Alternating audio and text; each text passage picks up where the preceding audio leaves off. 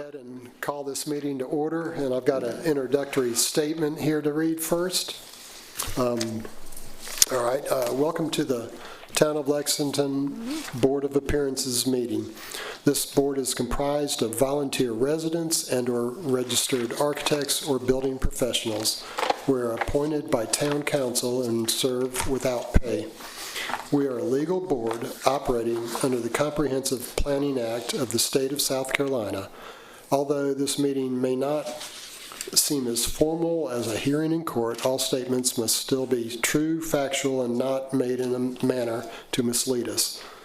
Board of Appearance meetings are streamed live on the town's YouTube channel, and minutes are taken and maintained as permanent records with the town. Under the Freedom of Information Act compliance, public notification of this meeting was published, posted, and mailed in compliance with the Freedom of Information Act and the Town of Lexington requirements. Please understand we must make our decisions within the parameters of state law. Should we make a decision that you believe is incorrect, you may appeal our decision to the circuit court within certain time limits provided by state law. In case that such an appeal is made, it is important that the circuit court know who testified at this meeting, so please sign the sign-in sheet and identify yourself before speaking. Okay, so I guess with that we'll go into our where's my minutes here? Here it is. Yeah. All right, so I guess our first item is the approval of the minutes from our last meeting. Make a motion to approve the minutes. I second that. All in favor? Aye. All right, that's all unanimous and approved.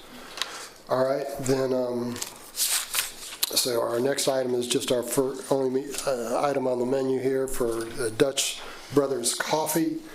And so, Jessica, if you can explain that and run it by us, and then we'll get if there's an owner representative for it also. All right, good evening.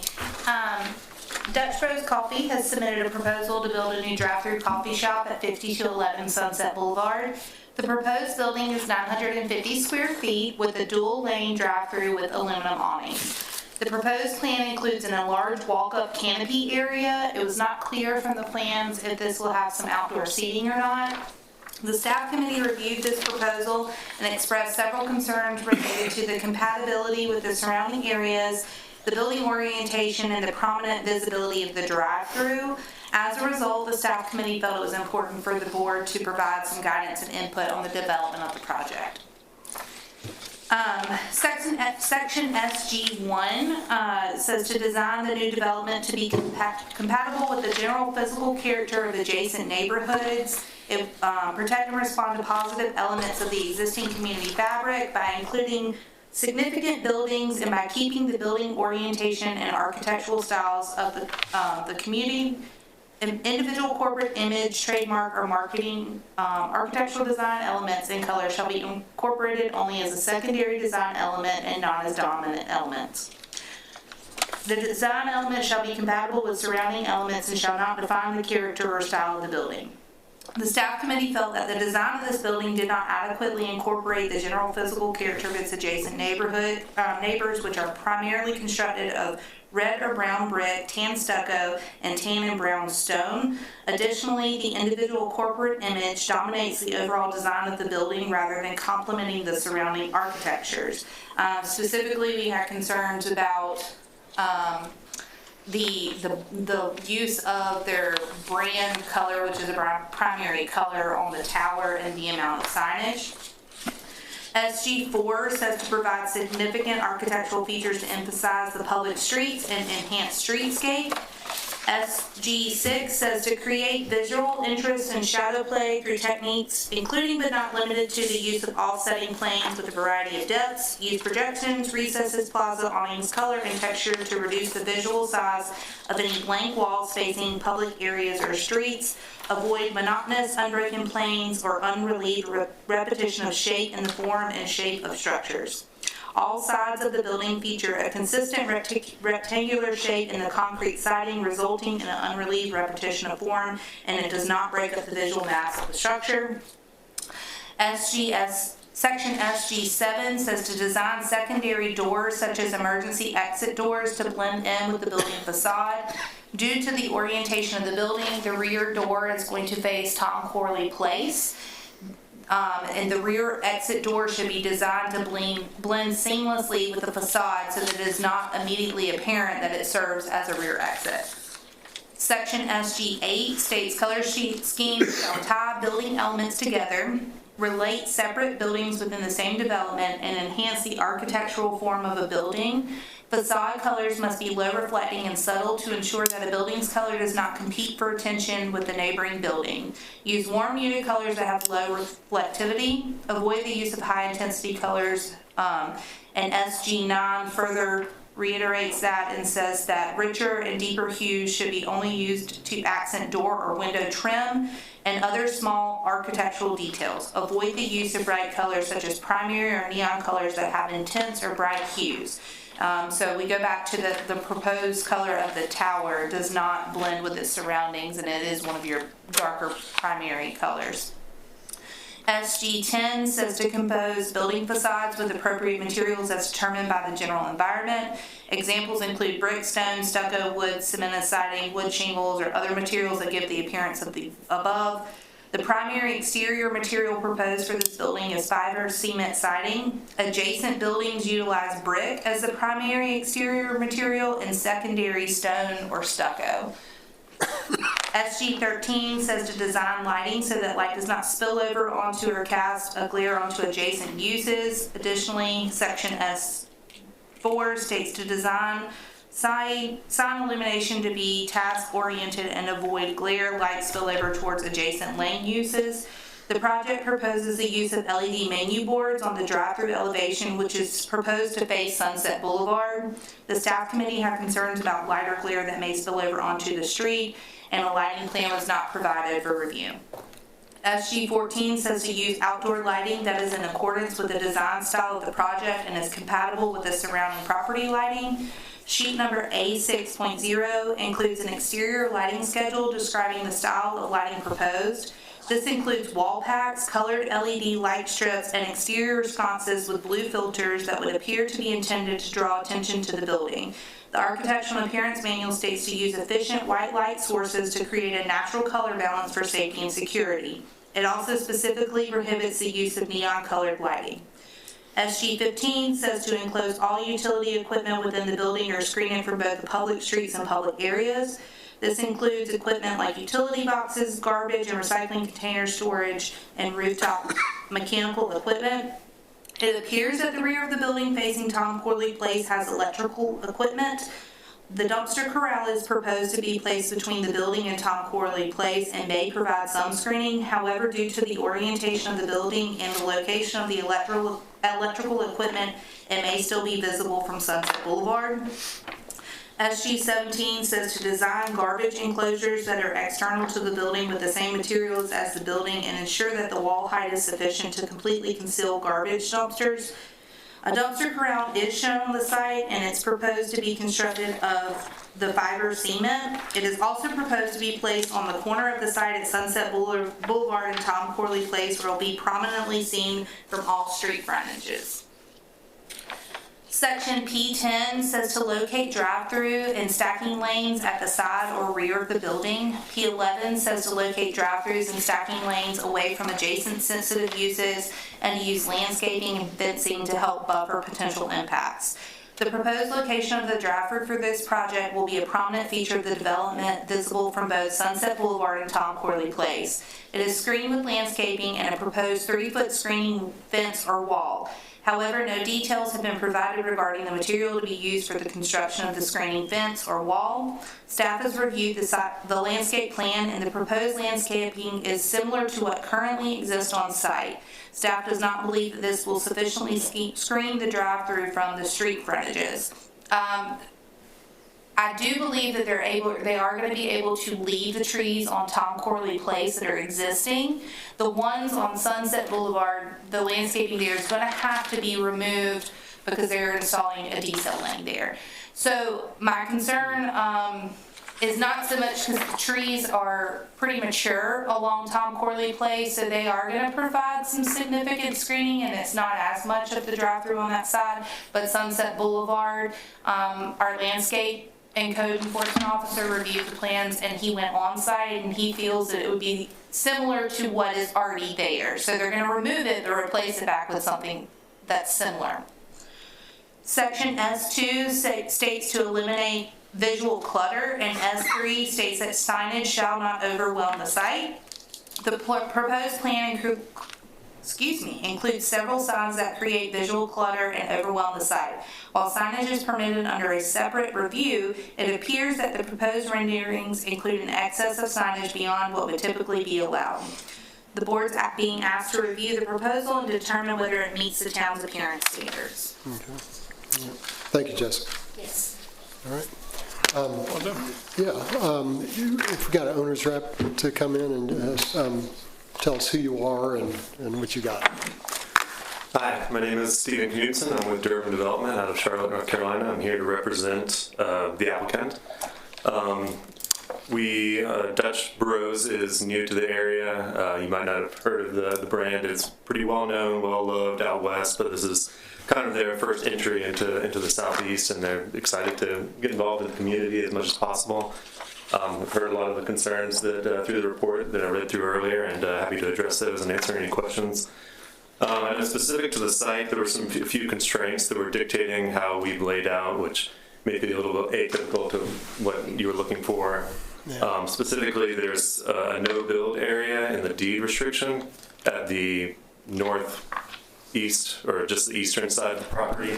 So that kind of pushed the building to its current location.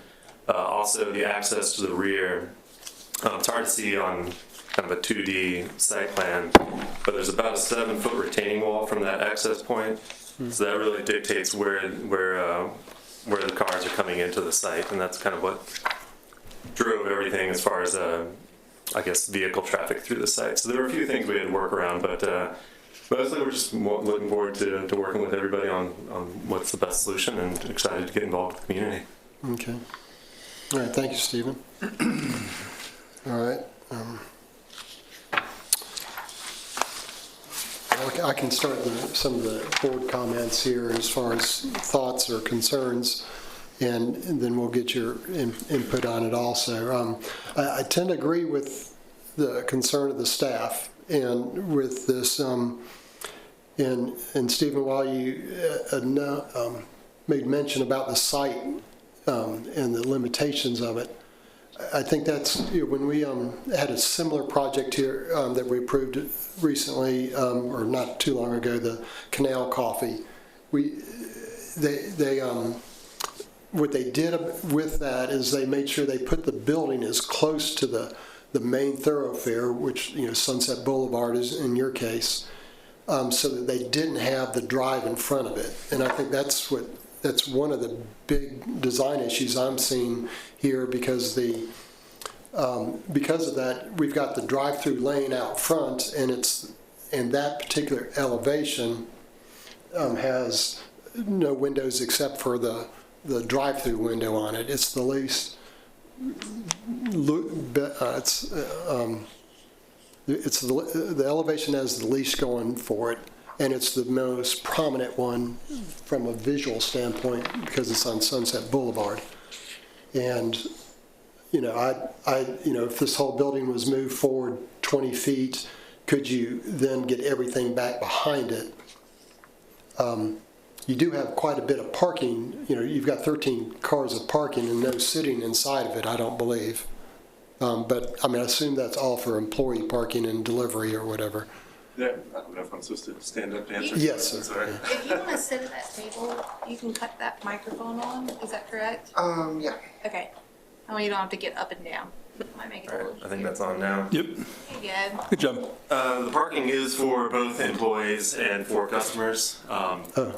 The Dutch Bros model is it's more customer facing. They have an order online app, and there's a walk-up window with a larger, I won't call it a patio, but there's a canopy area for walking up, and there will be some benches and sitting area to enjoy on site, but there's also vehicle drive-through traffic as well. But there aren't any ordering speaker boxes. It's employees walking around taking orders through iPads and such. So it's a kind of an immersive experience throughout the site. So the parking is a little bit for both employees and for customers. Okay. Well, I was just trying to see if there was any, if you were able to flip the building and push it forward, would that give you the option, if you didn't need as much parking as indicated, would that help out?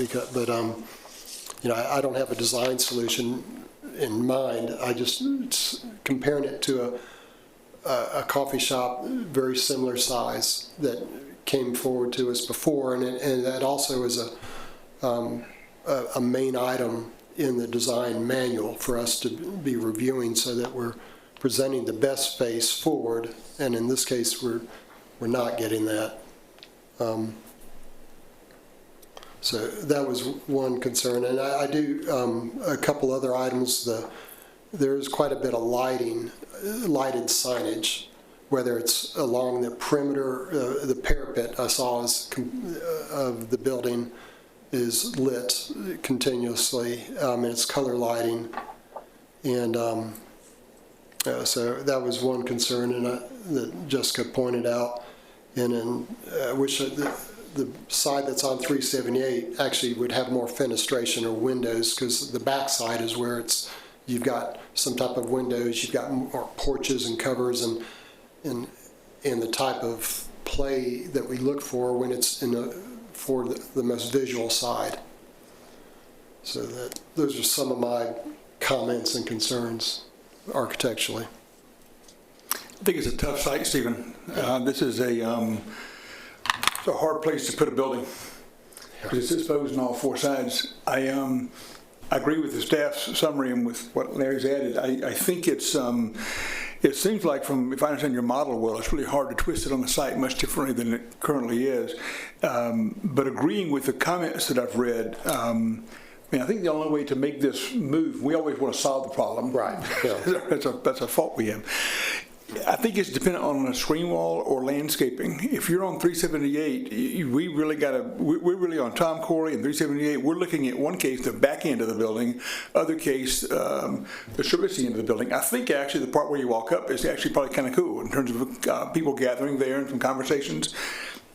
And it's not bad that it faces all these parking lots, because it probably creates some sense of community there. It's just, I don't want to drive on 378 or Tom Corey and look at the rear end of the building. And I think the way to fix that, Jessica may mention it, I think it's an attractive landscape wall or landscaping.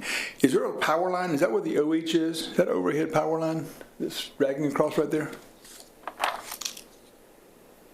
I believe there is, isn't it? I believe so. Which would have some limitation on what we can do based on maintenance of that power line. So there's an obstacle too. It's on the right of way. It's not on our property. Yeah, that is what it is, okay. Based off the key on the front. Okay.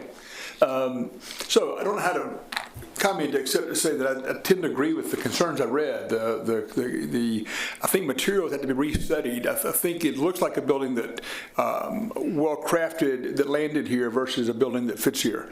And I think the architect needs to go through and say, what do you do to make a building that looks like Lexington? And I think we're softer colors, we're brick, the nearby buildings say something about all that. And I would look at the exterior materials and say, how do I tone this down and make it feel more compatible with the Lexington image and with the buildings that are nearby.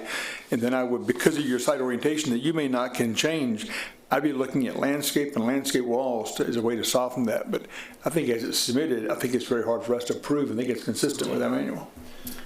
I agree. And I ran into another question too I had on the screen wall around the dumpster. Is that, it appears to me that's painted concrete block and not, in looking at this, that it's consistent in the color elevation sheet, but do you know what the actual material is there? It doesn't. It's material that it matches the building, I think but it was painted to match the colors of the building. We can use whichever materials are designated. To your preference. Right. I think it's something we can be flexible on. Yeah, the notes here said it was, Fiber cement. excuse me? Those are the fiber cement, right? Yeah, fiber cement, yeah. And by appearance, it looks like it's concrete block, and we don't have any concrete block on the building that I'm, at least exterior exposed, that I can see anywhere else. And I think that would detract from the site too, because that's we got the long length of it that'll be visually seen right from 378 also. And I think sorry to speak freely, I Yeah, think there's a little bit of opportunity on the site plan to move the dumpster, the enclosure further south slightly to try to make it a little bit behind the building. That would help with some of the concerns there. But as mentioned, it is a little bit of a screening to what the rear of the building. A 9.0 has dumpster details. It says that it's, Okay. yeah, it is split face. That was an error on my part, but yes, it is CMU block. Okay, yeah, I mean, visually, the elevation, that's what it appeared. So, Yeah, I think the biggest thing to move forward, to come back, is you've got to be receptive to provide some type of screening, and then just eliminate the areas where it just goes completely against like the town's requirements, such as the material, the colored lighting. So I think that's going to be like the things to really tone in on, like that stuff's got to just be in compliance. And then the screening, like they've all hit on, I think is the main issue in terms of it's got to look good from the main road, but from a business perspective, it's got to be feasible for you too. So that's going to be kind of where you're going to have to try to work your magic in that area. And as we mentioned, there is the screening wall shown on the plan and some landscaping. I think it's more of a question of, is there a certain height that you're looking for, or? What materials is that screening wall made out of? Because there was no detail. It could be split face wall, it could be brick, whatever. I think it's brick. Reference there. I think induction brick into our building would be helpful. Yeah, and I think Seems to that, adding the brick in the wall, and then in the dumpster enclosure, and then in the screen wall would create some continuity that would kind of flow with the rest of the neighboring buildings. Yeah, and we're certainly willing to go back to the drawing board as far as the materials, incorporate a little bit more brick. Obviously, trying to keep with some of the colors and branding that go with the corporation there, but I want understand to, the concerns. sorry, cut you off. I'm not going to add much new here. I kind of overall, tend to agree with the staff's kind of observation of a lot of things being at variance of, with what we're looking for here in the town of Lexington. But I also do want to truly celebrate like new business coming and y'all being interested in investing into our town. That's awesome. But we also have to be protective of making sure that we maintain the town, so that aside, I'm gonna play devil's advocate for a hot second. Lytle, like right there, there's this, to me, and I'm not like a designer or an artist or anything, but there's a similar like design aesthetic, sort of. How do we, or is there not? Is that like totally different? So, no, I looked at that as well Yeah. in my review. Okay. It's a lot of glass. Yeah. A lot of windows. Where there's Right. not glass and windows, there is some brick. There's and some then as you stone, go yeah. back, I think it's metal maybe, Yeah. but it's a tan color. So Okay. I looked at adjacent buildings as well, even going whole so shopping far down to the Mineral Springs intersection. Yeah. To see what else was there. And it was primary brick, red brown brick, with the stone and stucco being tan. Gotcha. Yeah, I think a good example as to like kind of something that was done well in that area was how the Guthrie's Chicken kind of coordinates back to the Hobby Lobby shopping center and everything. It's all the same brick. So they were able to kind of make it feel like one large development. So that could kind of be an example for you. Here in town, the oil change place at the corner of Columbia Avenue where Caliber is, like they use the same brick there with the other building. So just to try to make it feel like it coexists well together. I mean, there's you know, where the stonework is on the columns, there's opportunity to change that masonry to, you know, like a brick that flows with something similar. But I do see other, you know, there's definitely effort in here, like the Yes. wood detail, like there's definitely things that I think are consistent. But I think everybody has kind of voiced areas where there's some updates to be made. Yes, and I think we generally, we saw the Lagal and how their colors were a little bit darker and they had the glass, and their branding is also kind of a similar blue and yellow Yeah. to what the Dutch Bros is. So I think that's what we were trying to allude to. Obviously, due to the way the building functions, you can't use as much glass to show off some of these areas as you can in the front of their building, but I think there's some opportunity to match those colors a little bit closer. And Lidl probably does give you a little bit of freedom. That's kind of nice to have. I think that I think you've satisfied, in my mind, SG4 and SG6 within staff review. I think the building actually in its form is a handsome little building. It's just if you tone down the graphics, the colors, and if we can, I mean, if we could put it on a site differently, we would work. But I understand why it's not, you're going to enter there, and it's going to be what it is. So now we're looking to say, if this is going to work here, we got to screen the things that break our rules. We got to screen the dumpsters, the rear end of the building differently, the drive-through differently, in order to make it compatible. Because you have things that are going to be rule breakers. The only way to make that work is going to be by the use of walls or landscaping. Yeah. Good comments. I think we've. So I make a motion that we not approve this. We support staff comments and invite the applicant to resubmit. Second on that? I second that motion. All right. I agree. All in favor? All right, it's unanimous. And so that's it. So, all right, so I guess with that, I'd like to make a motion to adjourn the meeting. Is there a second? Second. All in favor? All right, we're done. Good.